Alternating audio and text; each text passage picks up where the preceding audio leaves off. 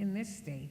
I certainly am trying in Arizona. I don't think with any wild success, but I did help develop a website called iCivics, and it has an array of digital content and lessons plans and so on, and it's pretty good. I'd like you to take a look at it. Look at iCivics and see if that's something that would be helpful in this state. I've been pretty pleased with the prospects for that and have managed to succeed in getting a number of states to use iCivics. So take a look, will you? Yes, ma'am. Okay. See, I mean, he'll take a look and see if there's room for it here. And I hope you will too. So,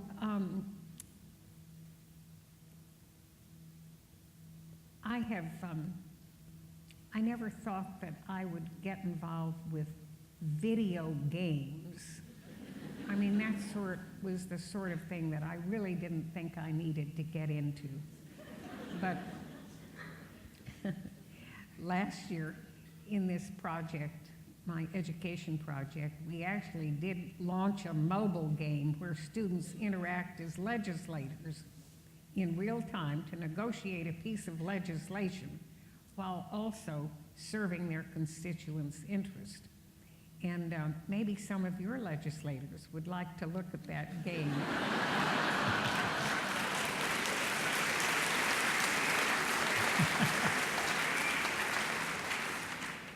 But I call it iCivics. And iCivics is showing some interest. In the recent school year, we had about 6.5 million visitors come to the website, and over 40,000 teachers have created iCivics accounts, and about 24 million educational games have been played on that website so far. So I think we're reaching a few.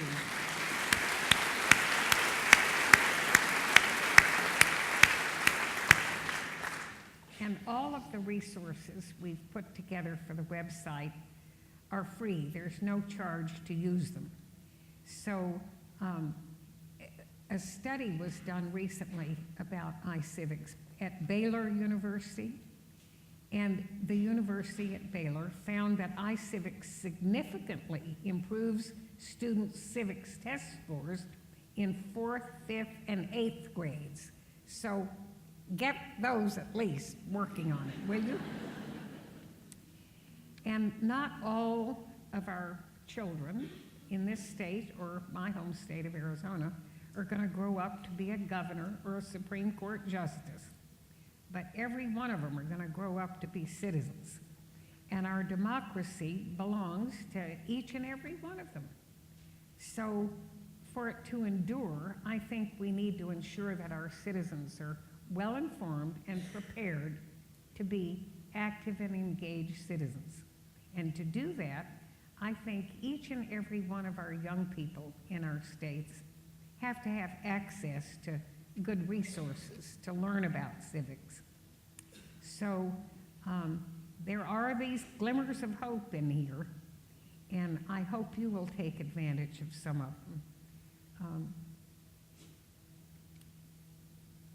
The Tennessee legislature has passed a law requiring students there to take a project-based assessment in civics at least once in middle school and once in high school.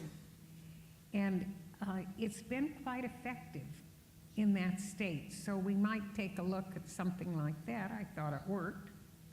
And I think it's fun if students are required to be active in at least one local community project or issue during their school periods.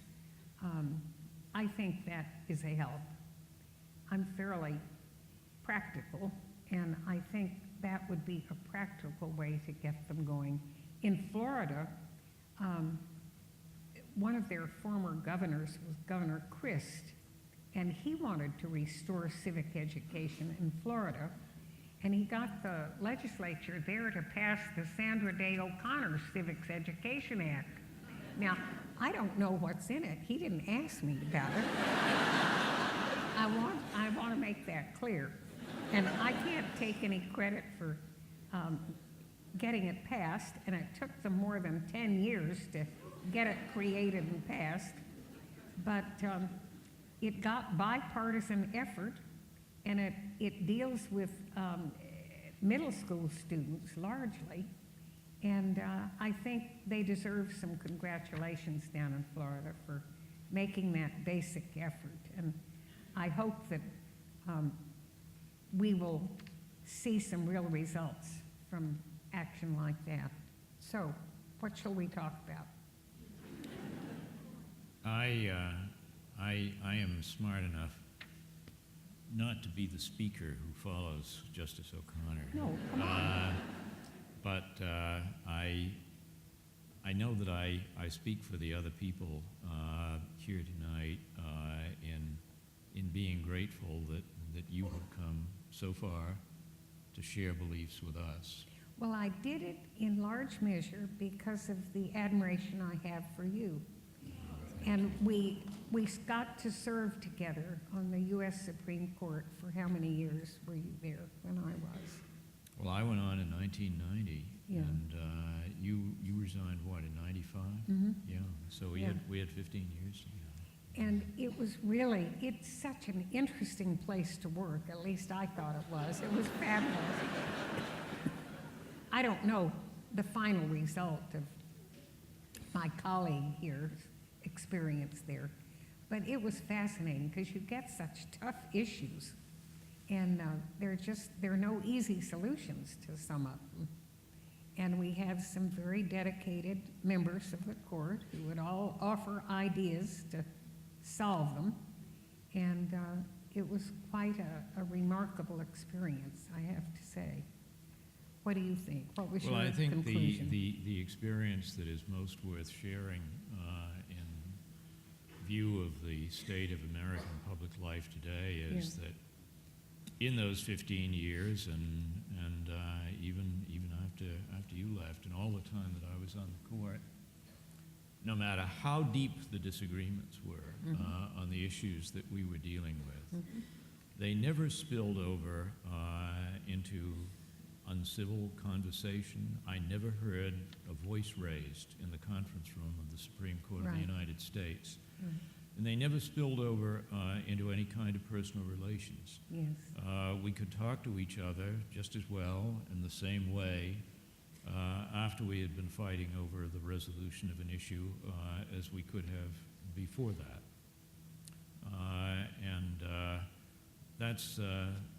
That example of the court is an example which I think is fostered by civic knowledge, by the whole object that you are arguing for. Yes.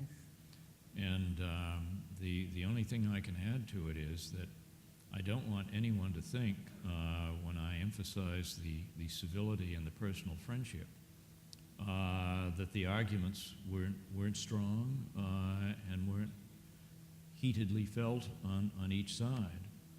And I thought of that when Justice O'Connor mentioned that she did not know exactly the content of the Florida curriculum. And I can only say that if she finds anything in there that she seriously disagrees with, Governor Christ had better watch out. But it won't be personal. And as I said, I think the example of the way the court was able to conduct its business in your time and ours is, to a serious degree, the result of the kind of civic understanding that you and all of us here are hoping to foster again. Yes, it worked quite well. It's really an amazing experience to be at the court and to have to address issues, many issues on which, at the bottom line, there might be total disagreement about the perfect solution. But nonetheless, the discussion of the issues and the resolution of the things the court had to resolve were handled extremely well and effectively, although we didn't always agree. The disagreements were agreeable in the sense that we all wanted to solve problems and make it better at the end of the day than it was when we started and give some kind of answer. And so it was quite an amazing experience. And we live in a democracy here, and democracy is not a spectator sport. Thomas Jefferson described it this way: we in America do not have a government by the majority, we have a government by those who participate. And developing tomorrow's leaders takes time, it takes resources, it takes enthusiasm, and it takes civics education. It requires a framework for people, citizens, to express themselves and to advocate their ideas. And it requires states and communities that accept the differences of opinion and support it as a way of solving problems. So I think civic education is all about teaching young people how our democracy works and how they can be part of it as they mature. And it teaches students that one person can ignite political fires on the ground, and those fires almost always begin with a small spark. But it's true, and each generation has to then consider those sparks and those starts and see what we ought to do to support our country as we go forward. And I think with a renewed focus on civics education, we can revitalize some of the confidence we have in our government to solve problems and to revitalize civic discourse. So I hope that we can do that in my state of Arizona and in your state as well, and with all other states that want to talk to us about it. I think we can help produce and mold an engaged group of citizens that are willing to make the commitment to making our government work. And I think from that, we're going to elect the leaders for tomorrow and do the best we can. And I just like your state so much because you produce good folks here. I'm sitting next to one. You do a great job in this state. And I hope you will continue, and that you will continue to teach the rest of the states how to do a better job. You can do that. So thank you a lot.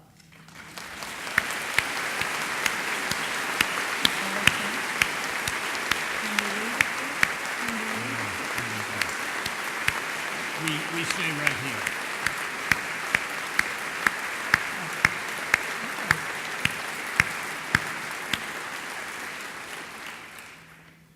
I have also been given the honor to say a last word here, and it's not something that I had rehearsed even in my own mind, but I couldn't help but think, as Justice O'Connor was talking about and getting me to talk about the way the court worked in our time, I couldn't help but think that maybe the most important thing that people who have heard Justice O'Connor this evening can take away is not even the advice that she has given, but a sense of the person who she is.